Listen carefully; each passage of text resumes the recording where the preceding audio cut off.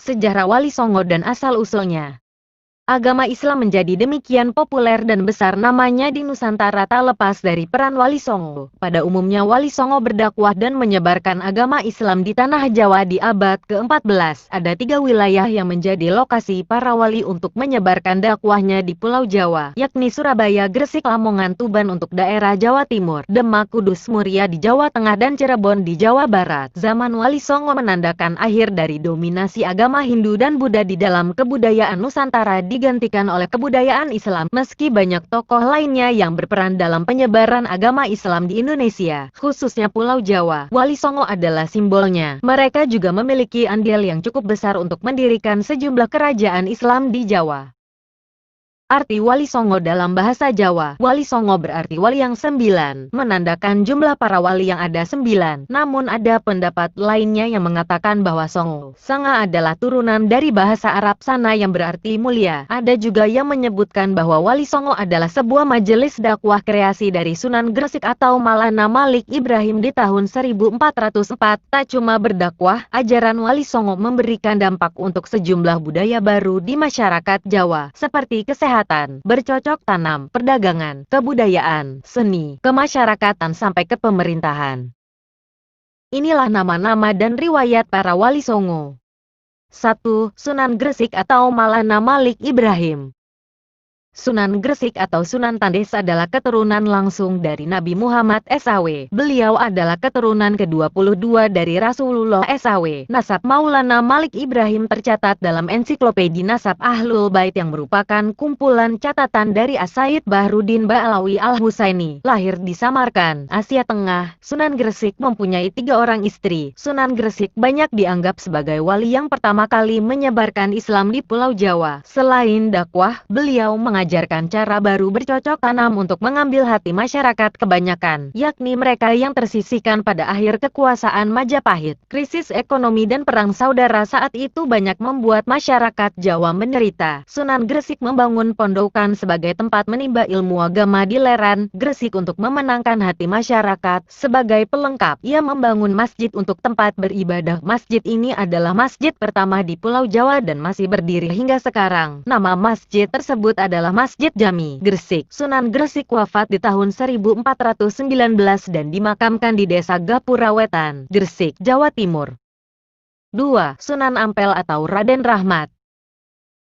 Riwayat mengatakan bahwa Sunan Ampel adalah anak dari Ibrahim Zainuddin Al-Akbar. Ibunya adalah seorang putri Campa yang bernama Dewi Condro, Wulan binti Raja Campa, terakhir dari dinasti Ming. Meski bukan yang pertama menyebarkan Islam di tanah air, Sunan Ampel dianggap sesepuh oleh para wali lainnya. Ia memiliki pesantren di Ampel Denta, Surabaya, yang menjadi pusat penyebaran agama Islam tertua di Jawa. Setelah wafat, Sunan Ampel dimakamkan di dekat Masjid Ampel, Surabaya.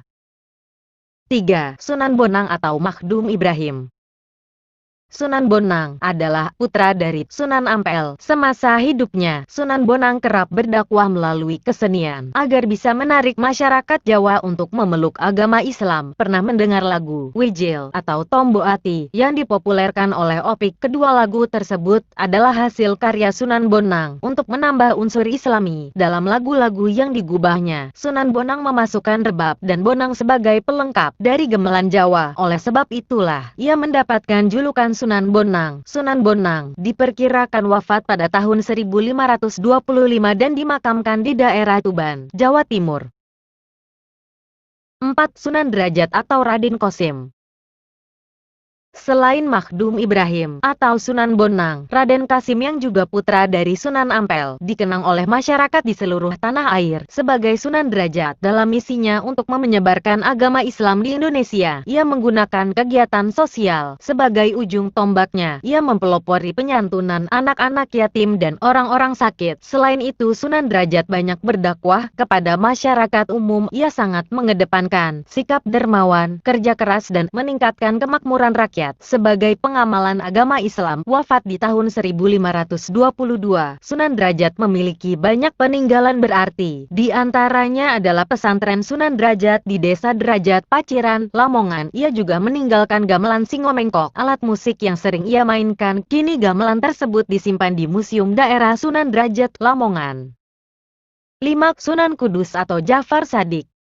Berbeda dibandingkan dengan Wali Songo sebelumnya, yang pada umumnya langsung menyentuh masyarakat umum untuk menyebarkan agama Islam, Sunan Kudus memiliki andil yang besar dalam pemerintahan Kesultanan Demak. Perannya adalah sebagai panglima perang, penasihat untuk Sultan Demak, mursyid tarikah dan hakim. Target dakwah Sunan Kudus kebanyakan berada di kalangan kaum penguasa dan priai Jawa. Peninggalan Sunan Kudus yang terkenal hingga saat ini adalah Masjid Menara Kudus. Masjid ini memiliki keunikan karena arsitekturnya bergaya campuran Hindu dan Islam. Sunan Kudus banyak dipercaya oleh masyarakat. Wafat pada tahun 1550. 6. Sunan Giri atau Raden Paku atau Ainul Yakin.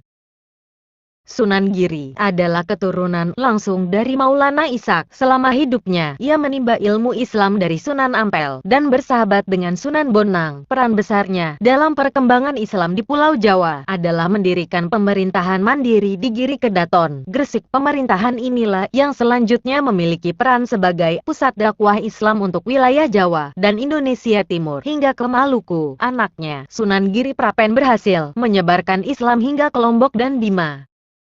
7. Sunan Kalijaga atau Raden Said. Raden Said atau Sunan Kalijaga adalah anak dari Adipati Tuban bernama Tumenggung Wilatikta atau Raden Sahur. Agama Islam ia pelajari dari Sunan Bonang. Dari Sunan Bonanglah ia belajar menggunakan kesenian dan kebudayaan sebagai alat untuk menyebarkan agama Islam. Kesenian yang kerap ia gunakan untuk berdakwah adalah wayang kulit dan tembang suluk. Banyak masyarakat yang mempercayai bahwa tembak suluk lir-ilir dan gundul-gundul pacul adalah hasil karya Sunan Kalijaga. 8. Sunan Muria atau Raden Umar Said. Raden Umar Said atau Sunan Muria adalah anak dari Sunan Kalijaga. Namanya Muria diperkirakan oleh masyarakat sekitar kota Kudus berasal dari nama gunung, yakni Gunung Muria. Gunung Muria itulah tempat di mana kini Sunan Muria dimakamkan. Gaya dakwah Sunan Muria pada umumnya mengambil metode yang digunakan ayahnya, Sunan Kalijaga, yakni menggunakan kesenian. Namun, Sunan Muria lebih senang tinggal jauh dari hiruk-pikuk kota dan tinggal di daerah terpencil untuk menyebarkan agama. Ia juga turut mengajarkan cara bercocok tanam, jual beli, dan melaut kepada rakyat jelata. 9. Sunan Gunung Jati atau Syarif Hidayatullah. Syarif Hidayatullah adalah anak dari Nyai Rara Santang, putri dari Raja Pajajaran, Raden Manah Rarasa. Ayahnya lain lagi. Nama ayah Sunan Gunung Jati adalah Sultan Syarif Abdullah Maulana Huda, tokoh Mesir, keturunan Bani Hashim. Dari Palestina, Sunan Gunung Jati belajar agama dari berbagai negara. Sejak usia 14 tahun, ia sudah belajar agama dari para ulama. Di Mesir, Sunan Gunung Jati adalah satu-satunya seorang wali yang menjadi kepala pemerintahan. Ia mendirikan Kasultanan Cirebon atau dikenal dengan Kasultanan Pakumwati dengan restu dari para ulama lainnya untuk menyusul berdirinya Kesultanan Bintoro Demak. Ia memanfaatkan posisinya untuk menyebarkan agama Islam dari pesisir Cirebon hingga ke pedalaman Pasundan. Di usia 89 tahun, Sunan Gunung Jati mengundurkan diri dari pemerintahan untuk fokus berdakwah. Tampuk kekuasaan diserahkan pada Pangeran Pasarean. Ia meninggal di tahun 1568 pada usia 120 tahun dan dimakamkan di Gunung Sembung, Gunung Jati.